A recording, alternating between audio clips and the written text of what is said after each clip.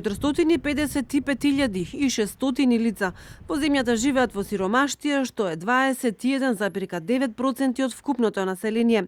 Овие најнови податоци на Државниот завод за статистика покажуваат дека бројот на сиромашни лица лани во однос на 2018 година се зголемил за нови 500. Со оглед на висината на платите во земјата, не зачудува и фактот што дури 8,8% од вработените лица кои земаат плата едва и преживуваат, и тие се влезени во категоријата на сиромашни лица, според податоците од анкетата за приходите и условите за живење, која во Македонија се спроведува во согласност со препораките на Европската унија. Според статистиката, единствено добро е што се намалил Джини коефициентот, односно се намалила неравномерната распределба на приходите.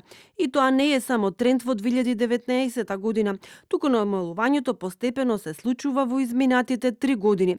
Тоа значи дека богатите не добиваат повеќе, а сиромашните се помалку. Туку напротив, јазот меѓу богатите и сиромашните, барем статистички, постепено се намалува.